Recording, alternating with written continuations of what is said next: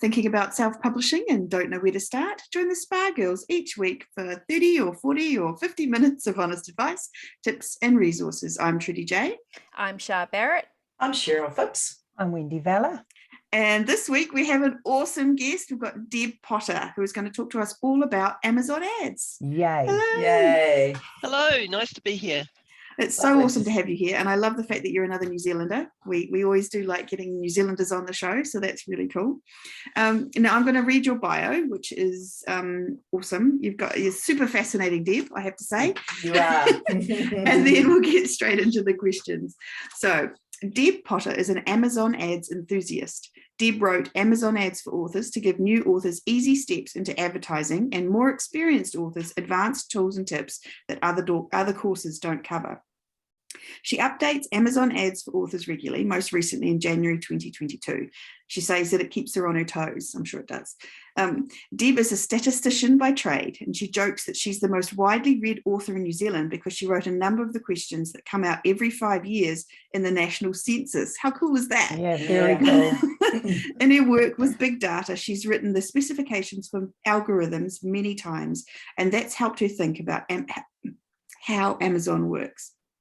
Deb comes from a theatrical family and started off writing plays. She started off publishing interactive fiction on Amazon. And I have to say, I love interactive fiction. I used to read it all the time when I was a kid. Favorite thing. And after seeing that Kindle Meet Stories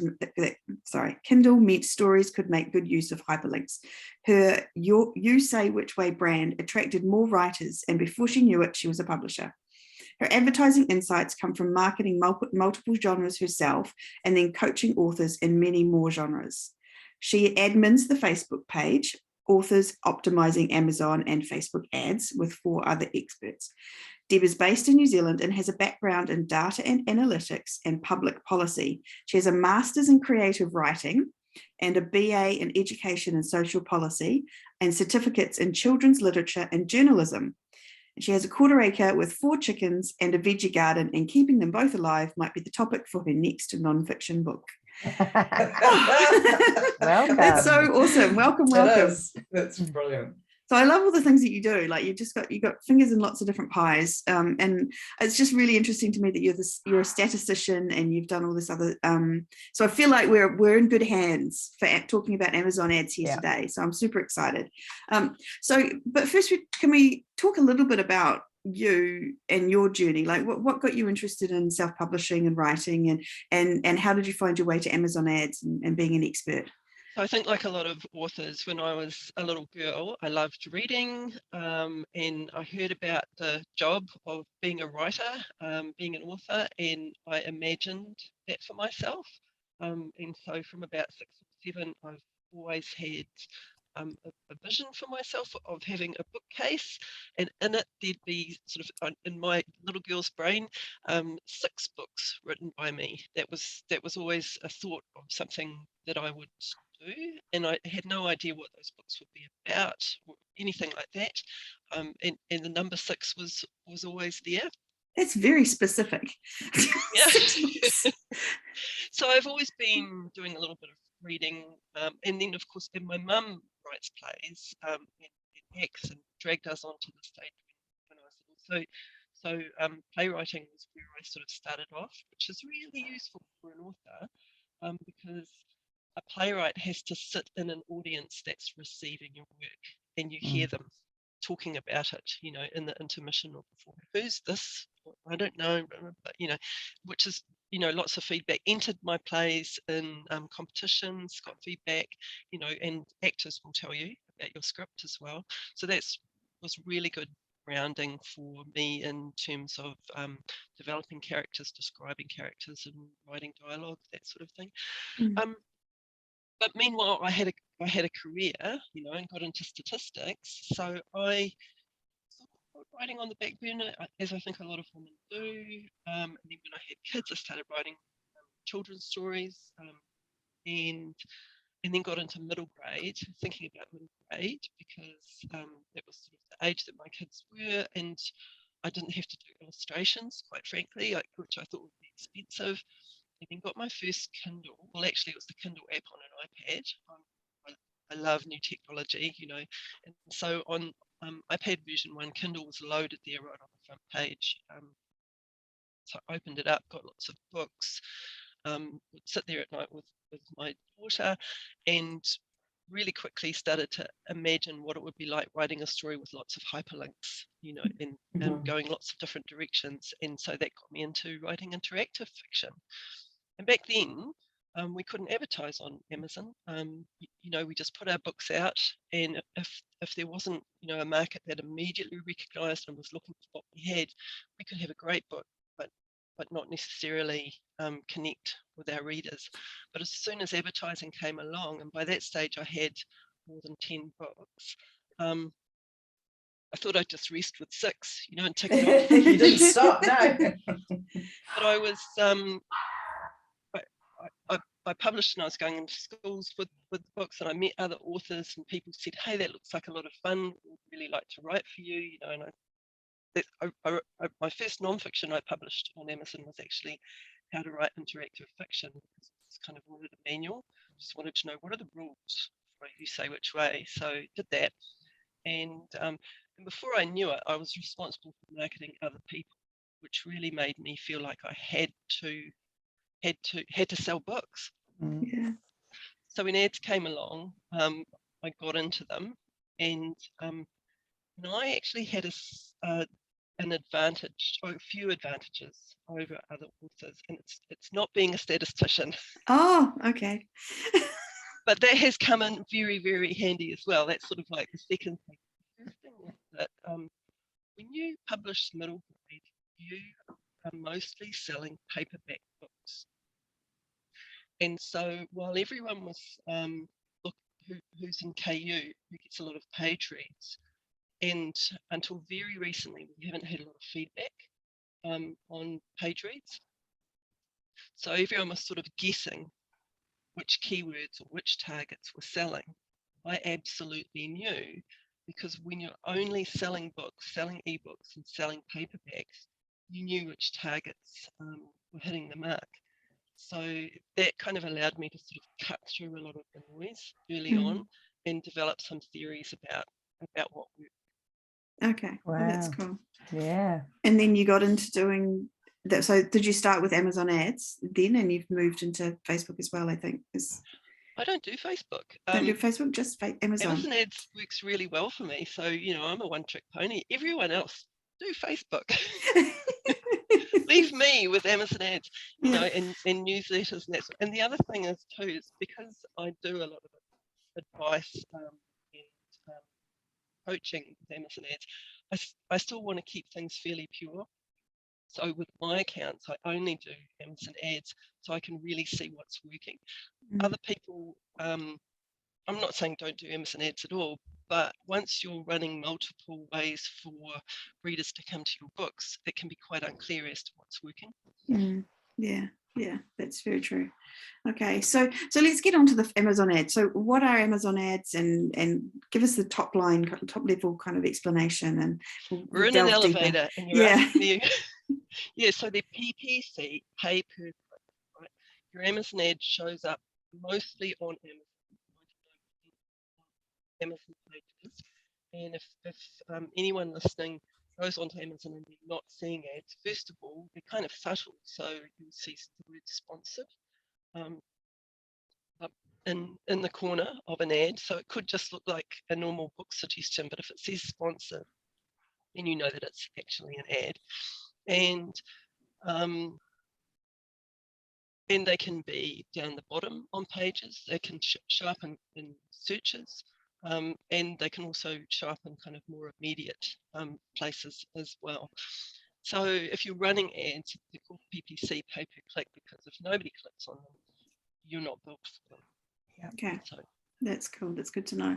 And so where do we go to sign up for them if we want to do ads, if we want to start? How do we get? So you have to be self-published, or you have to have an Amazon account with your book on it. And then if you go to your book page, first of all, and just look to the right of that, for an ebook, you'll see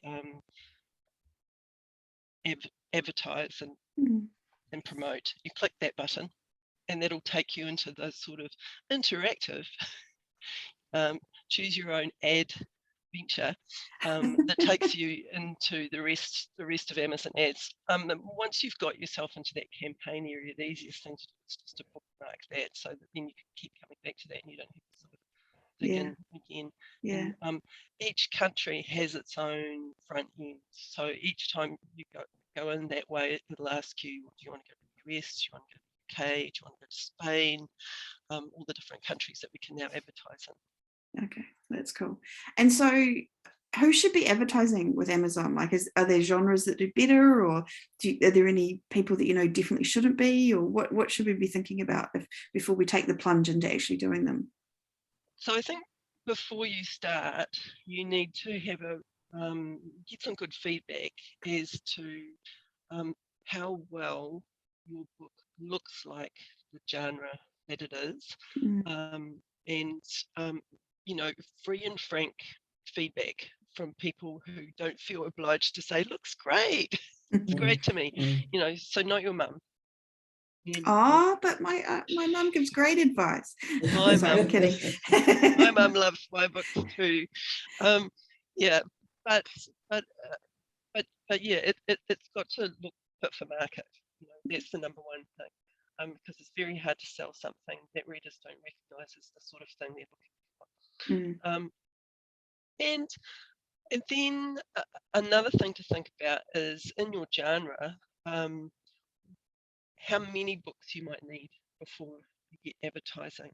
So if you're writing thrillers or most kinds of romance, very popular genres, it's probably useful to have 3 or 4 books. And that fits in with a lot of things, a lot of the philosophy of self-publishing, about rapid release or having series, that kind of thing.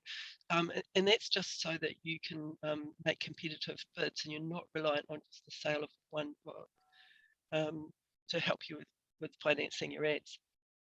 Other types of genres, like non-fiction, I find that you only really need 1 book, because that's not necessarily a sort of a series reading space. Okay, so that's cool. So you've got the best book you can, maybe a series of, don't advertise on one book at the beginning of the series without having the multiple ones to read through on. What about if you're someone who's tried already and you couldn't make it work? Should they go back into it as well, or is this something that? Well, I think read a book about it. There are a few out there. I've written one, obviously, but Robert Ryan's written a pretty good book.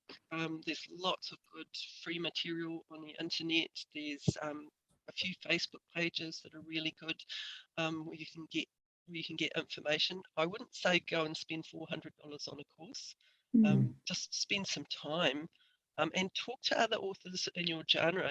They might not be prepared to give you their top 10 keywords and targets, but they'll probably tell you something about the market and what's happening with it, so you can gain a bit of information. And if you've tried before and failed, I guess some of the main things that I see are people who have large bids and small budgets, and then they say, well, my ad's not serving. And an important thing to realise is that when your ad shows up on Amazon, it's showing up for everyone in the world who is looking at that page at that time.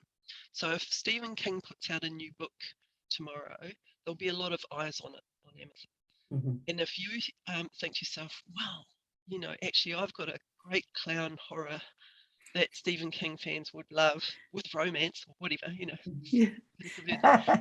and you say, and I'm going to bid $1, but I'm a bit cautious, so my budget's going to be $5 a day, will not serve, because there'll be thousands of people at any given time on Stephen King's book page for his new clown romance, whatever, horror, and so you won't get a look in there. So you're better off targeting things that are a bit lower down in pecking order, but also having a budget that will serve your ads. The other thing is too, so there's the thing about the ads serving everywhere at once, so there could be a lot of eyes. And the other thing is overstuffing your ads with targets. So people go a bit crazy, realizing they can put a lot of things in an ad. So lots of variation of clown killer romance or whatever. That seems to be the jag I'm on today. Go with it. And and if you've got 1,000 targets and a $5 budget, Amazon just doesn't know what to do with that. It's not very specific. You're better off to cull down to a few things that you think will work. And if something works, then expand it. The other thing about overstuffed ads is number of times I've gone into people's accounts and looked and actually found things that have been working, but it's left a very thin breadcrumb trail of evidence because Amazon's tried everything in the ad, and so there's only kind of a few pings of hope across the different targets. Once again, it's just better to concentrate on a few things, and then you'll start to notice a bit of a pattern. Okay, maybe we should step back because I feel like we've jumped right into the technical stuff there. I mean, you're answering my question. I'm not blaming anyone, but no, I'm blaming me. But let's start. So at the very beginning, so you go in and you have an ad. So these different types of ads. So it's been a while since I've been in Amazon. Right. I used to do them, but so if I'm telling, anyway, so my point is that I'm like a beginner. So where do we start now? Where do we start these days? You're the best sort of person to ask questions in. Yeah. So there's different types of ads, and in the US there's one extra, and in the US you can also write ad copy, but other stores there's only a couple of ones. And I guess the main ones that we should talk about are the sponsored product ads, where you get a few choices. You can do an automatic ad, you can do a keyword ad, or you can do a category product targeting type ad. So the automatic ad sounds like what it sounds like. You do the bare minimum yourself. You might put in some ad copy, clown falls in love, stops axe wielding, something, and that would be terrible. And and Amazon decides how to target that ad, and that sounds really appealing to a first-time ad maker. Great, I've made an ad, and Amazon's going to do the rest. What it uses is it searches around and it thinks, what categories is this book in? What are the keywords when somebody published that you put in, your free keywords when you publish? It uses that sort of information, and it looks at also boughts and that kind of thing. So if you've just published and you didn't do a great job on your free keywords that you can put in and that kind of thing, it hasn't got much to go on. So that's why we always do some keyword ads as well. So with keyword ads, you're literally putting in a list of words and phrases, so 1 and 2 words, collections of words, that you think if somebody searched would describe your book well. And a lot of authors put in author names and brands and series and titles and that kind of thing of other books that are like theirs, which can work well, but also highly encourage descriptions of the sort of book that you are, and not necessarily from a book selling point of view. So for example, we all know what a cozy mystery is. And quite a lot of readers know what a cozy is, quite frankly. It's one of the most well-known genres to readers, but a lot of other people think that they're reading a mystery, a funny mystery, a chick-lit mystery, a non-gory mystery, so try a lot of descriptions of the sort of book to see if you can find your own kind of theme of ways that people describe things. And is this the point at which, so the keywords, when you were talking earlier, you said overstuffing with the targets. Is this the point where you're talking about overstuffing? Yeah, because you're allowed to put up to 1,000 targets in an ad, 1,000 live targets. And Amazon will ask you every time you put a keyword in and say, well, would you like to be broad, phrase, or exact with that? And it's very tempting to just do all three. So that means that if you've got 300 targets, you get to 900 very fast. Right. So I would say no, don't do that. Mostly just use broad at the beginning, and then later on, if something works, then try and refine it. The only thing that I would say that you should use exact for is author names. So going back to Stephen King, if you put Stephen King in as broad, as a broad target method, then all the Stephens, Right. such as Stephen, I don't know, King Stephen, Yeah. Tabitha King, somebody King, Yeah. King of the Hill, all of that. And so that's a time when you want to be quite specific, also because Stephen King's going to be quite an expensive target. You want to save all your money if you really, really think that you match with Stephen King. Yeah. So when you're starting off, use for exact would be for authors, and then sort of broad the rest. Okay. Then in creating your ad, you'll be deciding what you want to bid for each. You can have an individual bid for each, and Amazon will suggest 75 cents at the moment for every bid as a default. So I would suggest not starting off with 75 cents. Or if you're going to use 75 cents, very small bunch of targets to start off with, small curated bunch of targets.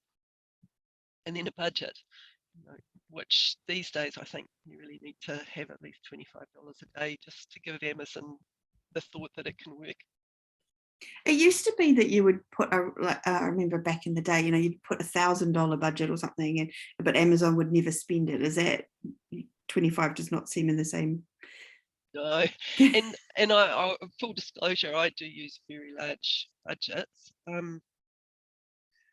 And probably as you go on and you get confidence, you'll have bigger budgets as well.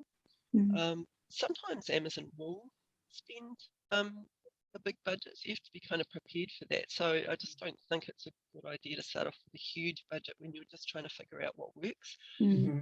You're better off to just sort of crank it up. I think that some people think, oh, I'm going to miss out, so I'll start off with a large budget. But when you accidentally bid $20 on a word instead of 20 cents on a word like middle grade, or a phrase like 8-year-old birthday or something, you quickly decide that you should rein it in. Actually, that would be a top tip for me, is after you've created your ad, when you're running your ads, when you're mucking around with your ads, you get fascinated by them, you go in and tweak them all. The last thing you should do before you come out of your ads is just look at your bids. You can go from highest to lowest. You can sort them. It's really easy up the top, and go from highest to lowest and just check you haven't accidentally created a $2 bid or a $5 bid when you didn't mean to. So with the bids, you said not to do 75 cents unless you do a small target. What should we be aiming for? Like what kind of? I'm so sorry, but I can't tell you because it really depends on the genre. Really does. And early on, the thing is that you will always be getting a share of the action. You might be getting less than 1% of the action, or you might be getting a little bit more. And there is an indicator there in the ads dashboard that tells you how much top of search you're getting and that kind of thing. So you can take a look at that. Some of my ads are getting something like 95% of the action because they're quite niche. And then I would generally expect that if you're writing in a popular genre, you're probably not going to be getting a big share of the action because there's so much action. So I would imagine you'd be paying a higher bid for, say, romance genres than, I don't know, urban fantasy or something like that. Well, you're probably paying quite high for urban fantasy as well these days. Yeah, all right. Yeah. But the more niche you are with your targeting, the less you're likely to pay. Amazon really likes exactitude. So a word like cozy, if you're in cozy mystery, everybody is bidding on that. It's probably going to be expensive for everybody. But if you add a couple of words to it, you'll get less impressions. You'll probably get more affordable impressions. And the thing is that if there's more relevance, when you put a second word in, so let's say your cozy mystery is around music, so if you put cozy and music, cozy and guitar, cozy and concert, I don't know, things like that together, then readers who like that sort of thing, and I haven't seen that, but I've certainly seen cozy cats, cozy witch, then there's more relevance, you're more likely to get served. And the thing is that Amazon does allow you to pay less if you're more relevant. Mm. So even if you put in a bid at 75 cents, if they can serve your ad for less, they will. They don't just say 75 cents is what she bid and that's what she gets. Or yeah, it's a complicated one. But if you just leave the default, what happens in a bid is that if you and I are bidding, I've bid 75 cents and you've bid 70, and I win because either it's my turn, you've had a big share this week, I'm getting a turn, or I've got a more relevant set of keywords or whatever, or my book is really selling, so they're going to try over there, whatever. I'm getting a turn. If you've bid 70 cents and I've bid 75, I will pay 71. Right. 1 cent Okay. over your bid. Mm-hmm. So it's not necessarily that if you bid higher, you're going to get it, because there's other things that are coming into play, like relevance and. That's right. Well, so higher bids will definitely get more impressions. You will win more. But starting out, don't think about winning all the bids. You want to think about creating the most relevant set of targets that you can, and then building on that. Okay. Yeah, that sounds good. And then you can once you've got a really relevant set of, I don't know, keywords and whatever else, then do you put the bid up? To get a vibe from you, Trudy, and the vibe is, and then I'm going to take them. Go, yes, you can increase the bid and monitor it over time, right? That's part of optimizing. So you can increase bid or decrease your bid, and you're looking for some kind of sweet spot. Because unfortunately, you can't just bid more and more and more and then sell more and more and more exponential more books.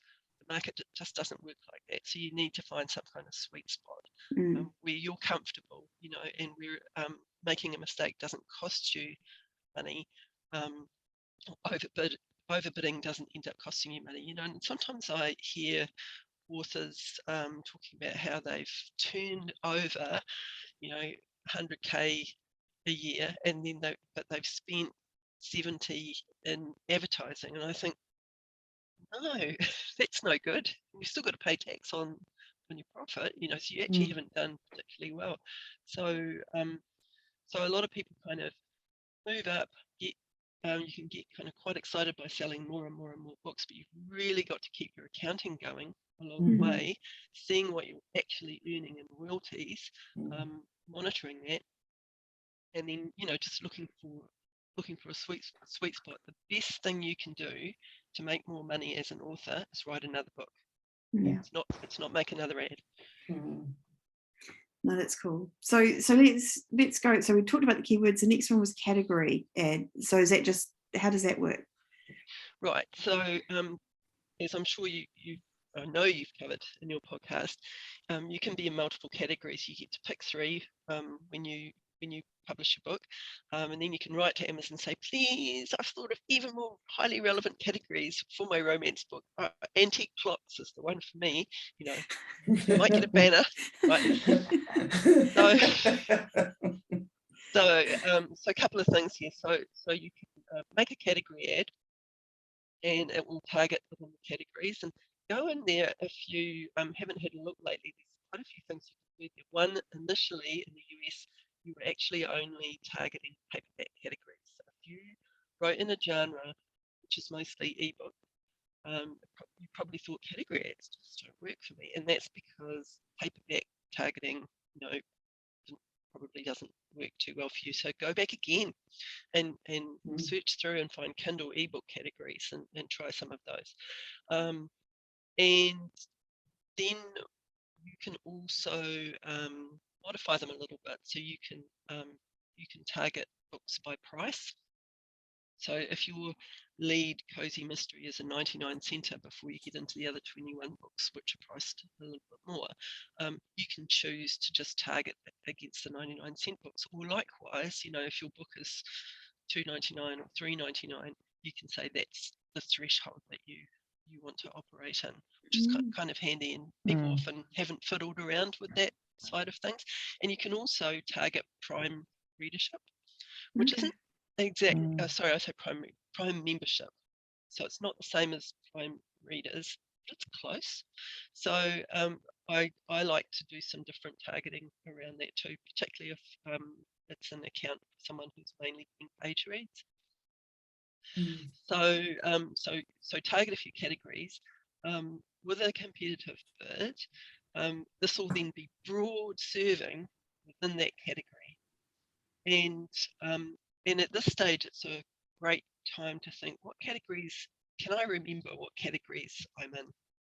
Am I also in antique clocks? Because that now won't help you. Yeah. That banner that you once coveted, 5 years ago when you started publishing, and even though you're in interactive fiction, actually, when Amazon thinks about serving a category ad, it thinks, what categories is this book in? And so you'll get a special preference if you're mostly in related parts of that category kind of tree of knowledge there. Okay, so that's cool. And so you've done, so that it's the cover of your book that goes up as the image all the time. So, and in the US you said that you can get some text in there but nowhere else. So let's talk about the text. What do you recommend putting text if you can, or not worrying about it? Or I think for some genres it's really useful, and so children's books is one of the ones where I think it's great. And so when people are buying a children's book, the number one thing that they're thinking about is the age of the child that's going to read it. So the sort of filtering mechanism for the buyer, that they're not the reader but the purchaser, is whether it's age appropriate. I just mean age appropriate. I don't mean the topic, just the age. So at Christmas time, when I'm running ads in the US, which for the middle grade, November, December is when I would sell a third of all the books that I sell over the year. Wow. The main ad blurb that I've got variations on, reading adventures for 9 to 12-year-olds, 10 to 12-year-olds, and keeping it really tight. So, and then for non-fiction, if it's not obvious, what is the problem that you're trying to solve? Letting people know that this is, how my breast reduction went, how my whatever it is, living with a demented parent, whatever the thing is, getting that out there. And for romance, I would say you may not need, if you are targeting tightly, you may not need an ad blurb. The important thing to realize is that the ad blurb doesn't always show up anyway. So, our covers sell our books. Sure. Yeah. Okay, well, that's interesting.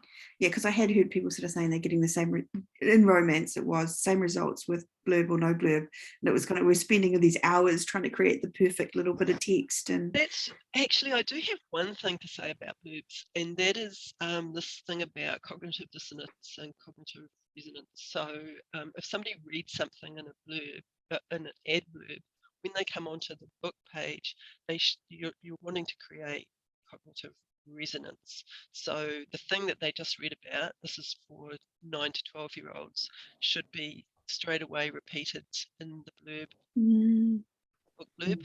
If it seems a little bit different, then people will be like, oh, I thought this was a Christian mystery, but now it doesn't say anything on the blurb, so I'm confused, So keep that sales pitch going, so that people feel they get confirmation and that they're happy to click. Is it actually, while we're on that topic, that's kind of the conversion of the ad once you get onto the Amazon page. Have you got any other tips aside from that just make it so that it's the cognitive resonance in general? Like, what else would you do? Well, I mean, that goes back to covers as well. That's why we don't. I think a lot of authors early on, you might be writing mostly to genre, but with a special twist, and it's not happy ever after at the end, right? Or something, and don't do that if you're a romance writer, just in case someone was thinking. Don't do that. Yeah. Horrified faces on the Zoom. But so too with the cover, right? Covers that are really clear about what they're delivering, by showing by showing the proposition will do well. Yeah, so cover and then just matching the blurb, if any, from the ad to the Amazon page, just making sure that it connects really well. Okay. And so what else can we ask? Oh, so we've talked budget, we've talked bids. End date. So how long do you run your ads for? Forever. Forever. Okay. Oh, Through the apocalypse. Through at least one plague across the land. Yes. Yeah. So you want your ads to run for a long time, because you don't want to spend all your life playing with ads. You want to spend your life writing books. I've never archived. I have archived a couple of ads, and then I instantly regretted it, because I think, what did I put in that? I can't look in. I don't know. So that's always a crying shame when I start looking at somebody's account where they've got a big load of archived ads, and we don't know, what was done, what was tried. If you're really fed up with an ad, pause it. Because then we can open it up and we can see all of the activity inside, and there's just this wealth of data in there that you have paid for. So you really don't want to bin it. You don't want to throw it away. Okay. And so if we're no end date, what was I going to say? Oh, other countries. So you have to create new ads in other countries. Yep. You said there's different pages. So can you just copy them across, or do you basically just create the whole ad again? Now you can copy them across. They're starting to introduce. I mean, this is the thing. Amazon is changing all the time. It's growing and improving at a rate of knots, and that's why I've had to update the Amazon Ads for this book, I think 6 times. Oh, wow. So far, I've done different sections, and at one stage I just wrote a whole little book on how things are in the other markets, and then I just incorporated that into the book. I thought, just one-stop shop. So people should test the other markets and I'm currently talking to a room full of New Zealanders, so we're pretty adept at speaking all the other sorts of English that there are in the world. We know what a chip butty is, and I heard that the other day. And we're pretty adept at that, but in other countries where they have a sort of a solid delivery of their own media, they don't speak other Englishes. So it's good to experiment in other countries with your keywords, thinking about whether they mean something different. And I should have it in front of me, but very unprepared woman. I gave some examples in the ads book about words in English and what different meanings they are in German. Which are sort of funny, but just to get people thinking. But there's quite a few words that people say in English which you wouldn't say in American English. Words in American English which make Kiwis chuckle. So definitely. So just sort of be aware of that, and go and have a look at the top 100 in different categories, and particularly, so the UK tends to be a good, in Canada tend to be good markets for us to look at, because they're similar and they're English speaking, right? So go and have a look at those categories, see what's in there, and you might find quite different targets. You might find that there are that other authors that maybe aren't doing so well in the US are doing quite well, showing up in those markets, and they might be people to target. There was something else I was going to say. Oh, yes, there's a lot less category pollution in the UK and in Canada, because it used to be, still is, kind of tedious to write an entire email to Amazon and say, okay, on top of my 3 categories, I also want, and you have to give them, the whole pathway. So people tended not to bother in the UK and Canada. So that means that those categories are kind of a lot more unpolluted, and sometimes you can do a lot better with category ads in other countries than you do in the US. So if you've tried them in the US and they didn't work, apart from the fact that you might have been targeting paperback books and not realized, go and try them in other countries, and you might do well. What are some real big no-nos when you're doing your ads to you? What sort of stands out as a big don't do?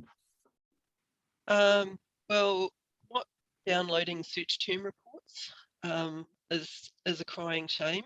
You can go in and download, it's called search term report in the back of your ads, and then reading those.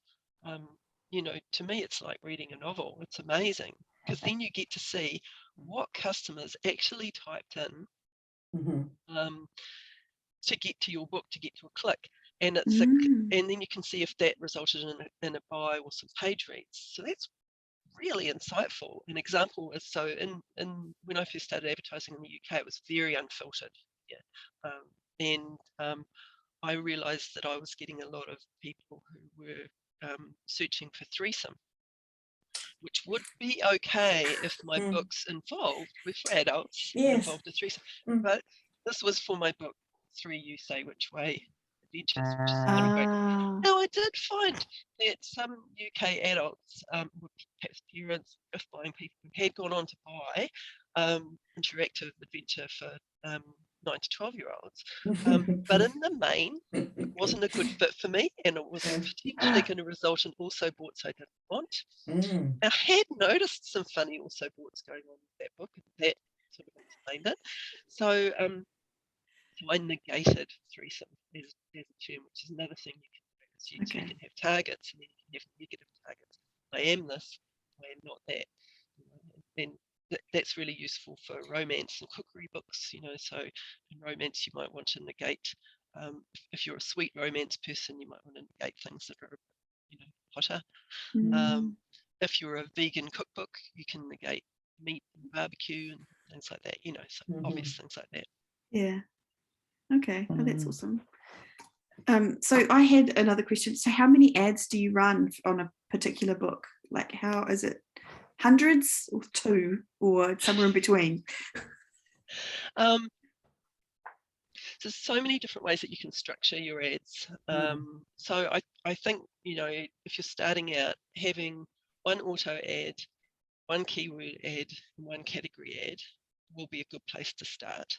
Okay. And then if you're a person who, moving on, 2 months later, you've been watching that information, then you might want to create some different sorts of themes of different things when you see, and so that you can break out and monitor things more easily. So you might want to add a few more ads, but you can modify your ads once they're running. You can change the bids. You can pause individual targets and think, okay, this week I really don't want to target, or this month I really don't want to target these authors, but I do want to target these authors. And so you pause some and switch other ones on. So you wouldn't ever duplicate the ad and just have multiple ads of this exactly the same information running? That makes no sense, does it? It doesn't make any sense to me, but I do know people have advocated that in the past, and I think they're advocating that because, well, it's busy work, so if you're kind of just wanting people to do an activity, to me it's busy work. And there has been theories that Amazon gives a little bit of extra time play out there to a new ad versus an old ad, but I don't see any evidence about that. That's really interesting. So the differences would be that you would be putting different keywords in, or you'd be trying the different types of ad, that the categories versus auto versus keywords, or you'd be trying the bidding, changing the bids, or you'd be targeting different prices. All these kinds of things that you've talked about, you'd be trying to do. That's the real busy work, yeah. Oh. It's getting inside an ad and having a bit of a play, and you can choose how much of that you want to do. And starting off simple with a few targets and just a few ads will allow your brain to concentrate and make the best decisions. Whereas if you start off doing a huge amount, loads of ads, loads of targets, it's just overwhelming. Yeah. Okay. So start small and then. Can I just ask before we let you go, what are a couple of Facebook groups that you think would be really helpful for authors to go to? If you could give us a couple of names. Well, I'm on 20 books. Really like Mhm. 20 books to 50k. I think that's a good philosophy. That's there in the name. Authors optimizing Amazon ads and Facebook ads. Obviously, I admin on there, as does Robert Ryan, who's put out a lot of good information. Bex Dane and a few others, of people who talk very sensibly about ads and answer questions there live on the Facebook 24 hours. We cover Oh, cool. 4 or 5 different countries, so there's always somebody who probably will answer your question. I think most of the sort of the big ones are quite good. In fact, often if somebody asks a question not on my Facebook page, that someone who's on it will come back and private message me and say, could you go to that SDF page, or can you go to that page and answer the question? Because I think great. you answer it differently or something. Mm. Okay, it's fine. Yeah. I think this is the great thing about the author community, isn't it? That we Yeah. really are quite a sharing bunch. Yeah, Yes. very much so. Yeah. So I've got a question that's kind of maybe more complicated than I think it is, but I'm going to ask it anyway. So how do you know when you've got a good ad? Like, how do you kind of know that your ad is working as it should be? Like, sales are going up. Yeah. You're seeing sales. Okay. Some people say, I don't see any sales or page reads on my ad, but when I switch them off, my sales go down. And I think, well, how many sales? That doesn't sound right. So see, and just working out your own formula for yourself. So unfortunately, we all do have to become slight mathematicians when we're selling our own books. That's part of the deal. But the great thing is that usually when there's dollars concerned, our ability to do maths increases enormously, doesn't it?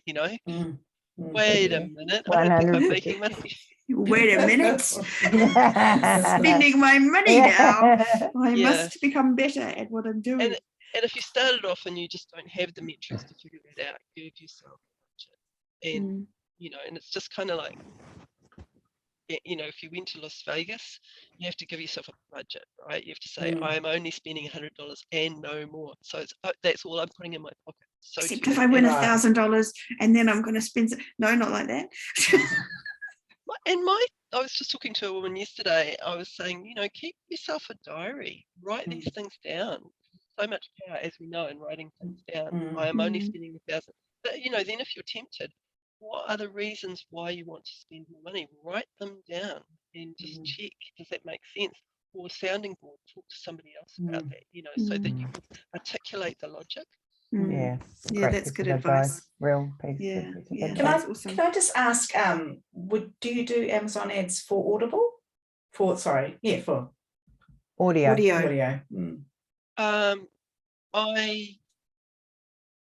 I actually run ads pointing at Audible books, a few Audible books. Some do better than others, so non-fiction and that kind of thing. When people are like, I might like to listen to it and read the books. I really want to know about this topic, that kind of thing. Okay.